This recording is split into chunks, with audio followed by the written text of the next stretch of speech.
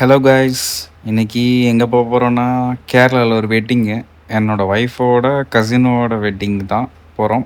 பார்க்கலாம் எப்படி போகுதுன்னு. ಮಂಕೀಸ್ತಾ ಕಿಂಕೀಸ್ತಾ ಕಿಂಕೀಸ್ತಾ ಪಾಯಸ.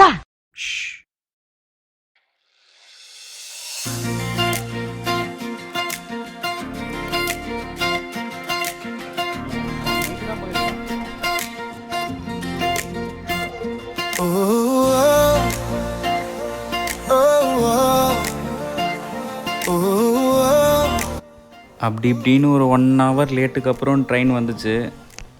ஏர்லான்னு பார்த்தா அங்கே போட்டிருந்த பிளாட்ஃபார்ம் நம்பர் 1 போய்கிட்டே இருக்குது. அது பாட்டுக்கிட்டு பின்னாடியே போக வேண்டியதாக போயிடுச்சு.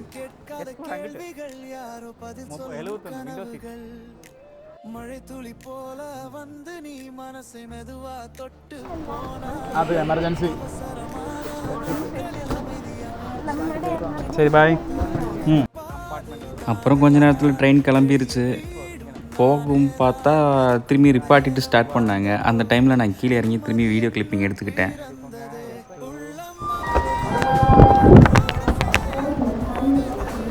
ஒரு வழியாக பழனி டு பாலக்காடு ட்ரெயின் ஏறியாச்சு.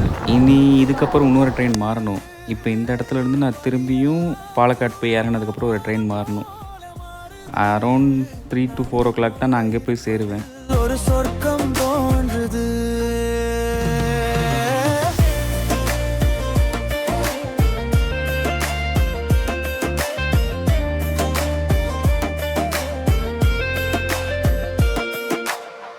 மலை மேல் வீசும் குளிர் காற்று மனசுக்குள்ளோடும் புது மாற்றம். அப்படி இப்படின்னு பாலக்காடு வந்து சேர்ந்தாச்சு. இங்கே கொஞ்ச நேரம் ரெஃப்ரெஷ் ஆகிட்டு போகலாம். ஏன்னா அடுத்த ட்ரெயினுக்கு எனக்கு இன்னும் ஒரு 2 hours கிட்ட டைம் இருக்குது. அதனால் கொஞ்சம் ரெஃப்ரெஷ் பண்ணிட்டு போகலான்ட்டு முடிவு பண்ணிட்டேன். இங்கே ஏசி வெயிட்டிங் ஹால் இருக்குது. ஃபஸ்ட்டு காலையில் டிஃபன் சாப்பிட்டு அப்படியே வெயிட்டிங் ஹாலில் போயிட்டு கொஞ்சம் ரெஸ்ட் எடுத்துகிட்டு அப்புறம் போகலாம். உடைந்த இதயத்துக்கும் புது வெளிச்சம் இருக்கு.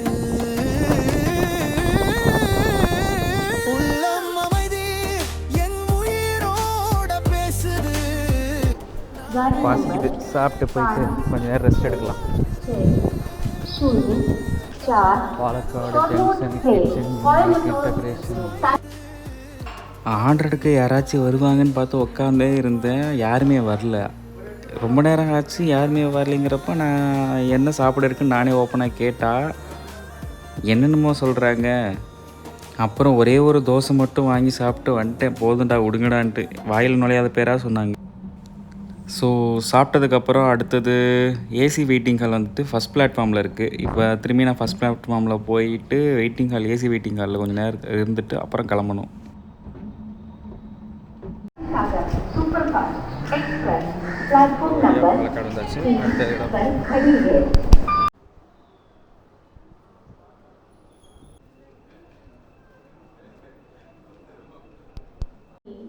இதுதான் அந்த ஏசி வெயிட்டிங் ஹால். பரவாயில்ல, கேரளாவில் எல்லா இடத்துலையுமே ஏசி வெயிட்டிங் ஹாலை கொஞ்சம் நீட்டாக மெயின்டைன் பண்ணியிருக்காங்க. பிஎன்ஆர் நம்பரோட தான் ரெஜிஸ்டர் பண்ணுறாங்க.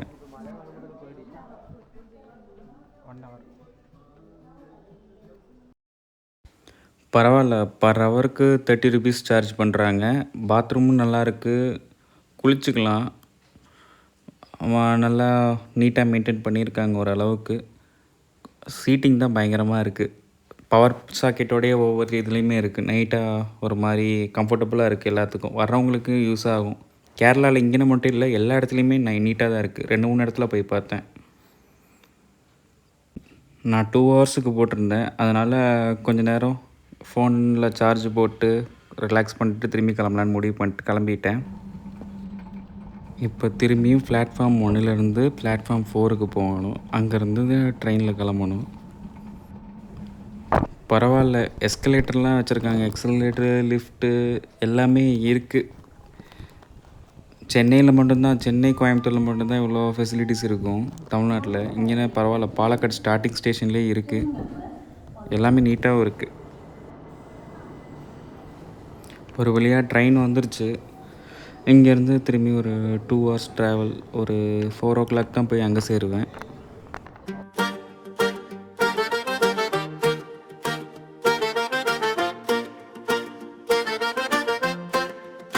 மேலே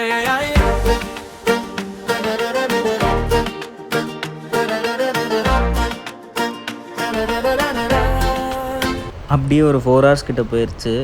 ஸ்ட்ரெயிட்டாக கோழிக்கோடுக்கு முன்னாடி ஃபிரோஸுங்கிற ஒரு ஸ்டேஷனில் இறங்கிட்டேன்.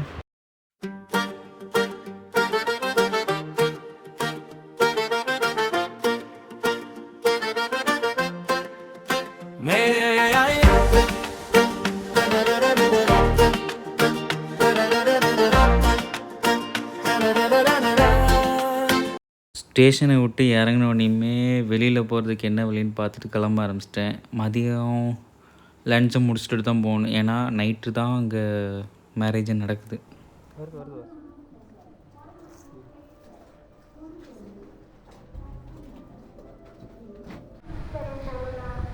கல்யாணத்துக்கு வந்தாச்சு. இனி மண்டபத்துக்கு போகணும். அதுக்கு முன்னாடி மதியம் சாப்பாடு சாப்பிடணும். ஏன்னா சாயந்தரம் 5 மணிக்கு தான் கல்யாணமா.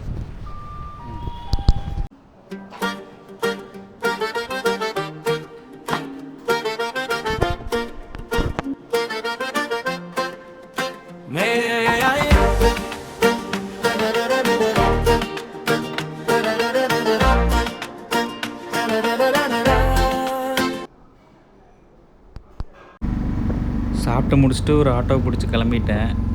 ஏன்னா இங்கேருந்து கிட்ட தான் சொன்னாங்க 2 கிலோமீட்டர்னு. அந்த ஆட்டோக்காருக்கு ரூட்டு தெரியல, என்னை இறக்கி விட்டு போயிட்டார். பாதி மாதிரி போயிட்டார். அதனால் நம்ம நடந்தே போகிறோம். எங்கேயோ கொண்டு போய் இறக்கி விட்டார். இங்கேருந்து 1 கிலோமீட்டர் காட்டுது. பார்க்கலாம். இன்னும் போய்கிட்டே இருக்குது. 1 கிலோமீட்டர் தான் போய்ட்டு வந்துச்சு. 50 தான் நடந்திருக்கோமா.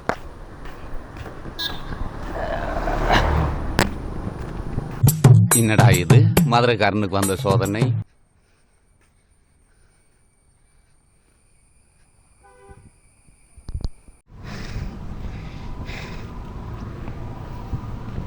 ஹில் ரெஸ்டாரண்ட் ஹில்லேயே வச்சுருக்காங்க. தம்பி காமெடி வேண்டாம், நான் சொல்லிட்டேன். நான் காமெடி பண்ணாத. ஒரு வழியாக ஃபங்க்ஷன் ஹாலுக்கு வந்தாச்சு. இது கேஹில் ரெசார்ட்டுன்னு போட்டுருந்துச்சு. ஆக்சுவலி இது ஒரு ரெசார்ட்டு. இதுக்குள்ளே வந்துட்டு ஒரு ஈவெண்ட் ஹால் மாதிரி அரேஞ்ச் பண்ணியிருந்தாங்க. நல்லா இருந்துச்சு டெக்கரேஷன் வந்து எல்லாமே.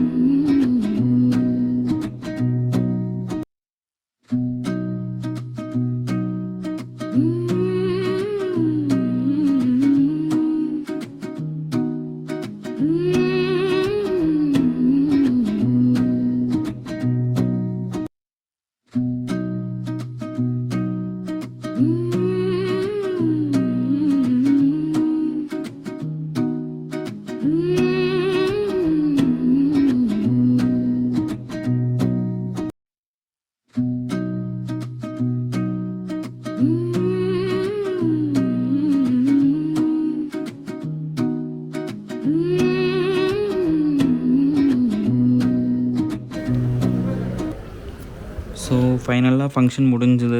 கல்யாணம் முடிஞ்சதுக்கப்புறம் எல்லோரும் சாப்பிட போயிட்டாங்க. நான் ஜூஸ் குடிச்சிட்டு மைல்டாக சாப்பிட்டு போகணும். ஏன்னா ட்ராவல் இருக்குது திரும்பி நைட் பஸ்ஸில்.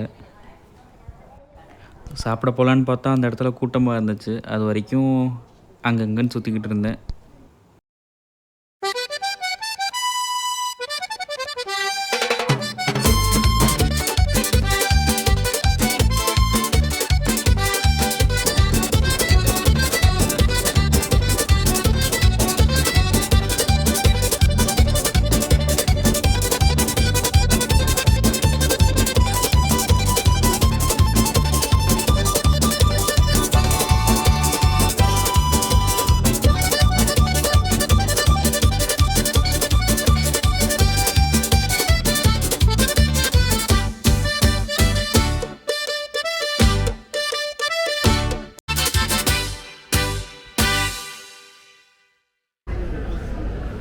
அப்புறம் சாப்பிட்டு முடிச்சுட்டு போர் அடிக்குதுன்னு சொல்லிட்டு நானே வீடியோ எடுக்க, ஏத்தாப்பில் இருக்காங்க வீடியோ எடுக்கன்னு விளையாண்டுருந்தேன்.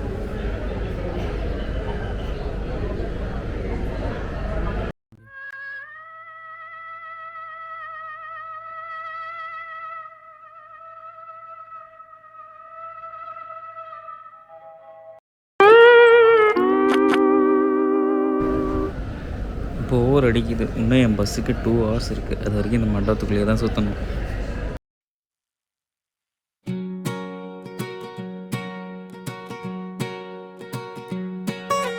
போன பாதை தூசிலே நம்ம காலடி ஓசைதான், சேர்ந்த நாட்கள் காற்றிலே இன்னும் பேசுது மௌனமா.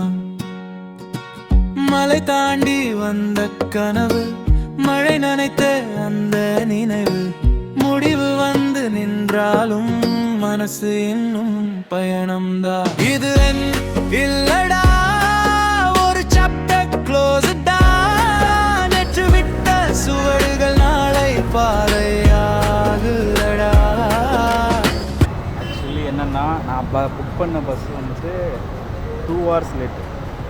அதுவும் வந்துட்டு போட்ட இடம் ஒன்று, வர சொன்ன இடம் ஒன்று, இன்னும் வரல. வெயிட் பண்ணிகிட்ருக்கேன், பார்க்கலாம். 2 hours நிற்க முடியாதுங்கிற ஒரே காரணத்துக்காக ஒரு ஹோட்டலில் போய் உட்காந்து சூப் ஆர்டர் பண்ணிவிட்டு சாப்பிட்லான்னு முடிவு பண்ணிட்டேன்.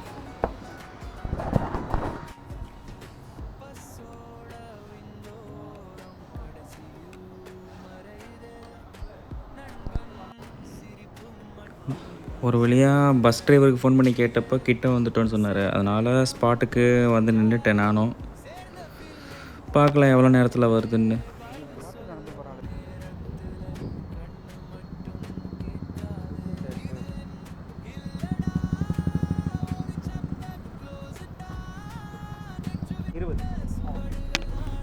ஃபைனலி பழனிக்கு பஸ் ஏறியாச்சு.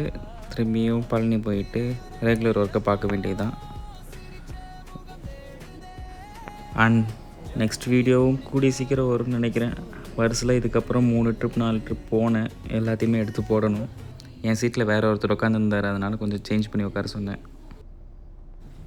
அப்புறம் ஃபைனலாக ஒரு பாய். அடுத்த வீடியோவில் பார்க்கலாம். ரொம்ப டயர்டாக இருக்குது, தூங்கணும் எனக்கு. நீங்களும் போய் தூங்கிடுங்க. லோல்னு பண்றான் பாரு.